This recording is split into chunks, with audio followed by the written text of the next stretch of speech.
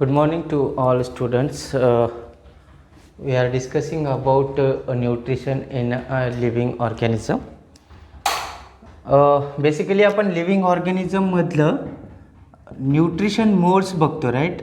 Nutritional मोड म्हणू आपण, असं पण म्हणता येईल. न्यूट्रिशनल मोड म्हणजे सगळे ऑर्गॅनिझम्स जे असतील, काही आतापर्यंत जे बघतोय आपण ते प्लांट्सविषयीच पाहतोय की ते अन्न कसे मिळवतात. काही हॅबिटॅट्स आहेत त्यांच्या, अशा हॅबिटॅट्स जिथं कुठल्या प्रकारचं न्यूट्रिएंट्स आहेत नाहीत, तरी या कंडिशन्समध्ये कशा कशा प्रकारचे प्लांट्स आपल्याला सापडतात, कोण न्यूट्रिशन कसं घडवतो, कसं मिळवतो, ते सगळं आपण बघतोय. आता शेवटचा एक पॉईंट राहिला, काही प्लांट्समध्ये सॅप्रोफायटिक प्लांट्स पण असतात. आपण त्यामध्ये पाहिलं होतं फोटोसिंथेटिक प्लांट्स, सॅप्रोफायटिक प्लांट्स. ओके. ह्याच्यामध्ये आपण प्लांटचं न्यूट्रिशनमध्ये काय काय बघितले, प्लांटचे ॲब्झॉर्प्शन, त्याच्यामध्ये त्यांनी फोटोसिंथेसिस कशी करू शकतात, म्हणजे ॲटोट्रॉपिक आहेत, काही हेट्रोट्रॉपिक आहेत जे दुसऱ्यावरती राहतात, वेलीसारखं त्यांना गुंडाळतात, त्याच्यातून अन्न मिळवतात. तिसरं जे होतं इन्सेक्टिव्हर्स बघितलं होतं. इन्सेक्टिव्हर्स म्हणजे इन्सेक्टना पण ट्रॅप करून ते खातात, म्हणजे त्यांच्यामधून न्यूट्रिएंट्स मिळवतात. आता चौथं जे ह्याच्यामध्ये आणखीन एक प्रकार असतो प्लांट्सचा, तो म्हणजे सॅप्रोफायटिक. सॅप्रोफायटिकचा अर्थ काय आहे, जसं की आपल्याकडं फंगी असतात, फंगल ऑर्गॅनिझम्स असतात. Plants depends on dead and decaying matter. Plants depend on dead and decaying matter.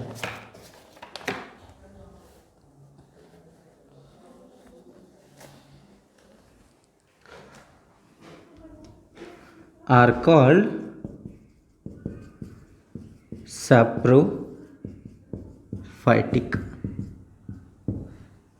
सॅप्रोफायटिक plants म्हणा. हे डिपेंड्स ऑन म्हणजे काय, कशासाठी डिपेंड आहेत, कशासाठी, तर ते डिपेंड कशासाठी करतात, तर फूडसाठी. ओके, फूडसाठी डिपेंडंट आहेत. प्लांट्स तर नॉर्मली आपल्याला ॲटोट्रॉपिक दिसतात, स्वतःचं अन्न स्वतः बनवतात. पण काही प्लांट्स ज्या आहेत त्या जसं की हेट्रोट्रॉपिक आहेत, काही प्लांट्स ज्या आहेत त्याचा इन्सेक्टिव्हर्स आहेत, काही प्लांट्स ज्या आहेत त्या अशा म्हणजे सॅप्रोफायटिक नेचरच्या पण असतात, ज्यांना अन्नासाठी मेलेलं किंवा कुजलेलं पदार्थ खावे लागतात, त्याच्यातून ते न्यूट्रिएंट्स मिळवत असतात. जसे की for example various type of fungi like mushroom and yeast are depends on dead and decaying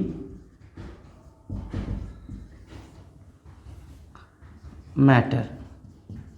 म्हणजे फंगी जे असतात, आता अगोदर काय होतं की प्लांटमध्येच टाकलं होतं या फंगींना, कारण प्लांटसारखे वाढतात ते, म्हणून त्यांना प्लांट समजलं होतं क्लासिफिकेशन जेव्हा सजीवांचं केलं. पण आता आपण यांना फोटोसिंथेटिक नेचरच्या नाहीत, क्लोरोफिल नाही म्हणून वेगळं टाकलं. पण हे पण कसे आहेत फंगी, जसे की मशरूम, ती छत्री बघितली असेल तुम्ही पावसाळ्यामध्ये, कचऱ्यामध्ये, उकिरड्यामध्ये, कुठं लाकडाचा कुजलेला पार्ट असेल, खोडं असतील, त्यांच्यावरती वाढतात. ईस्ट जे आहेत ते ईस्ट असे ऑर्गॅनिझम आहेत, ते पण फंगीच आहेत. ते पण आपल्याला जसं की आता आपण जर ब्रेड बनवणारे, बेकरीमध्ये वापरणारे, ते सगळे कसे डेड मॅटरवरतीच जगणारे आहेत, म्हणून त्यांचं आपण इथं उदाहरण घेऊ शकतो. तर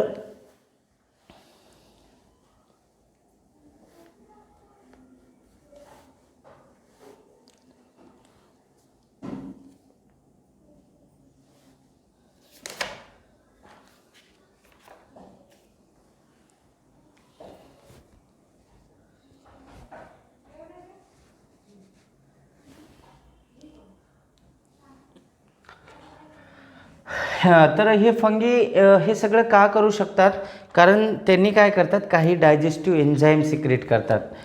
fungi secrets some enzymes and break down the carbohydrate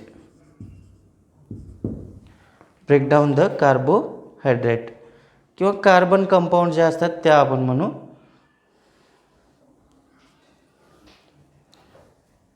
त्याला समजा एखादा पदार्थ आहे, ओके, समजा हा एक आपण ह्याला घेतला आपण, समजा एक बीकर आहे. बीकरमध्ये आपण काय थोडंसं रिमेनिंग फूड ठेवलं. रिमेनिंग फूड म्हणजे काय, जे रात्रीचं उरलेलं अन्न असेल, भात आहे किंवा याच्यामध्ये आपण डाळ ठेवली आहे, वरण त्याला, किंवा आपण म्हणू एखादी चपातीचे तुकडे असतील बारीक केलेले, ओके. तर अशा प्रकारचं फूड आपण ठेवलं आहे, रात्रीचं उरलेलं आहे. तर हे फंगी काय करतात, याच्यामध्ये एक एन्झाईम सोडतात. काय सोडतात? एन्झाईम. म्हणजे जसं की आपण इथे लिहिलं आहे, ते सिक्रेट सम एन्झाईम्स. असे एन्झाईम जे की ह्यामध्ये असणाऱ्या कार्बोहायड्रेटला ब्रेक डाऊन करतील आणि एक प्रकारचं पातळ जे आहे ते सोल्युशन बनवतील. म्हणजे लिक्विड सोल्युशन बनवतील. तुम्ही बघा, आपल्याला जर समजा तुम्ही घट्ट डाळ ठेवा, आज रात्री ठेवून टाका आणि दुसऱ्या दिवशी सकाळी बघा, म्हणजे कधी एक रात्र ठीक राहील फ्रीजमध्ये वगैरे ठेवलं, पण त्याला उन्हाळ्यामध्ये तसंच ठेवा झाकून, आणि एकाच रात्रीतून तुम्ही दुसऱ्या दिवशी बघू शकता, किंवा एक दिवस आडवत दुसऱ्या दिवशी बघा, तेव्हा तुम्हाला ती डाळ घट्ट होती पण ती पातळ होऊन गेलेली दिसते, त्याच्यावरती फेस आलेला दिसतो. ते कशामुळं? हे काय करतात, एन्झाईम जे रिलीज केले फंगी त्यांच्यामध्ये, त्याच्यामुळं ते सगळं जे आहे ते ब्रेकडाऊन झालं आणि ते मिनरल्समध्ये झाले कन्वर्ट, आणि हे सोल्युशनलाच ते ॲब्झॉर्ब करतात. Absorption of nutrients, okay. न्यूट्रियंट्सना मग ते ॲब्झॉर्ब करतात. न्यूट्रियंट्सला डायरेक्टली ॲब्झॉर्ब करून घेतात. म्हणजे ते पहिल्यांदा बाहेर डायजेशन केलं, त्याचं ब्रेकडाऊन केलं कार्बोहायड्रेटचं, मग ॲब्झॉर्प्शन केलं. तर हे प्रकार आहे सॅप्रोफायटिक फंगीचा, ओके.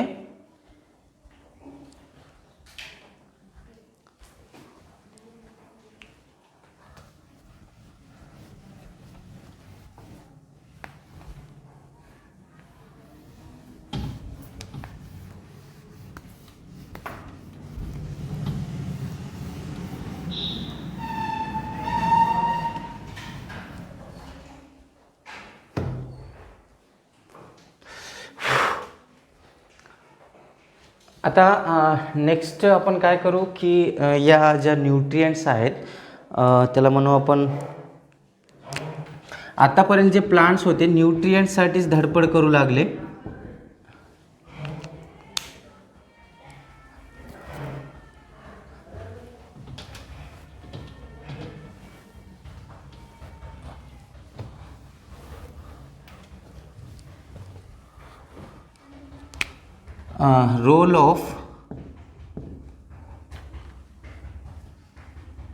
रोल अँड करू effects of nutrients in plants. Role and effects of nutrients in plants. हे प्लांट्स आहे, काही लिहिता. हॉनी बीज लिहिलं होतं मागच्या क्लासमध्ये, हॉनी बी लिहिलं होतं, बी. हे थोडंसं काही इथं रेश झाली की त्याला सगळ्यांनी हॉनी बेड म्हणे. बेड कसं असतं रे, एकाचं बघून एक काही लिहिता. इथं हॉनी बी म्हटलं, थोडीशी रेश आली होती इथं, तर तुम्हाला सांगायला 3 वेळा बोलले मी, हॉनी बीज, हॉनी बी. हॉनी बी काय असतं रे, मधमाशी. तुम्हाला एवढं कळत नाही का? हॉनी बेड कुठं बघितलं का रे? बेडचा अर्थ काय होतो? हां, झोपायचं बेड आहे का हे? काहीही लिहिता तुम्ही. थोडंसं कॉमन सेन्स वापरायचं. काय चाललं आहे आपलं, कुठं सर कशाबद्दल बोलायलेत, हां काय करता की तुम्ही. ओके, तर आपण 3 कॉलम बनवू इथं. न्यूट्रियंट, त्याची फंक्शन्स, आणि इथं लिहू डेफिशियन्सी. नीट बघा इथे स्पेलिंग, डेफिशियन्सी,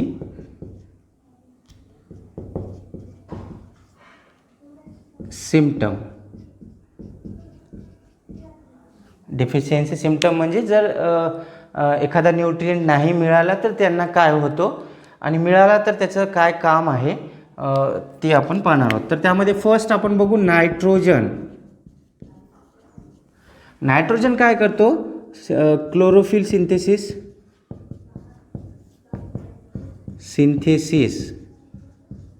क्लोरोफिल बनवून देतो, त्याच्यामध्ये त्याचा रोल आहे. त्याच्यानंतर त्यांच्यामध्ये जे आहे ते प्रोटीन्स, त्यांचा DNA, RNA are made from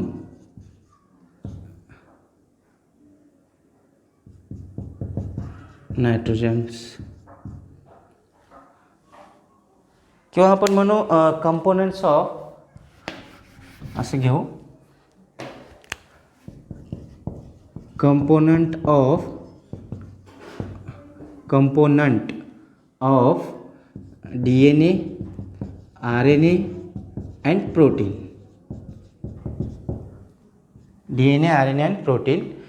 जर नायट्रोजन नाही मिळाला तर काय होतं, तर यांना होऊ शकते स्टंटेड ग्रोथ, यांची हाईट वाढणार नाही. स्टंटेड ग्रोथ म्हणजे काय, यांची हाईट वाढणार नाही. येलोविंग ऑफ लीव्ज,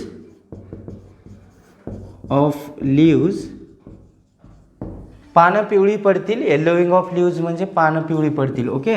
दुसरा जे आहे फॉस्फरस आहे यांचा. फॉस्फरस काय करतो, फोटोसिंथेसिसमध्ये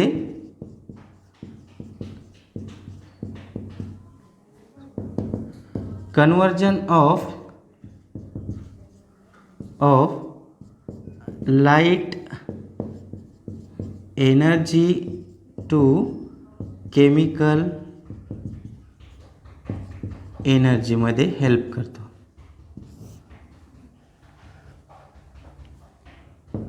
helps in conversion of light energy to chemical energy during the photosynthesis. हे फॉस्फरसचा रोल आहे. फोटोसिंथेसिसमध्ये काम करतो फॉस्फरस. कशासाठी, इथं बघा हे लिहिताना काय लिहिता तुम्ही मागे मोरे, कसं लिहिणार, helps in conversion of light energy to chemical energy. हे आहे फॉस्फरसचा रोल. आणि जर समजा फॉस्फरस नाही मिळाला तर काय होतं, अर्ली लीफ फॉल म्हणजे पानं गळून पडणे. Okay. Slow growth of roots, late flowering.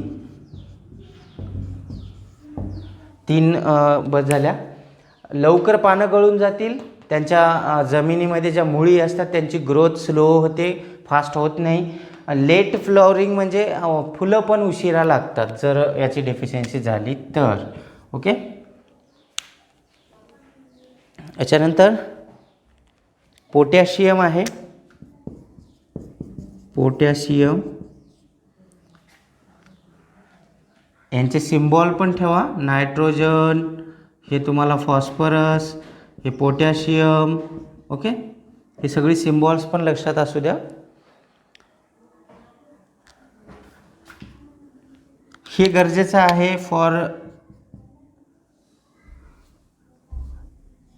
असं करू, नेसेसरी फॉर मेटाबॉलिझम. जेवढ्या काही त्यांच्या प्लांटमध्ये मेटाबॉलिक रिॲक्शन्स होतात त्यासाठी ते गरजेचं आहे. आणि जर हे नाही मिळालं तर काय होतं, यांचं स्टेम वीक होईल, weak stem, wilting of leaves. Wilting म्हणजे त्यांच्या पानांमधल्या ज्या वेन्स असतात त्याच्यातलं पाणी निघून जातो आणि ते कुजल्यासारखे होतात मधून. ओके, तर तशा प्रकारचे होऊ शकतो. किंवा इनहिबिशन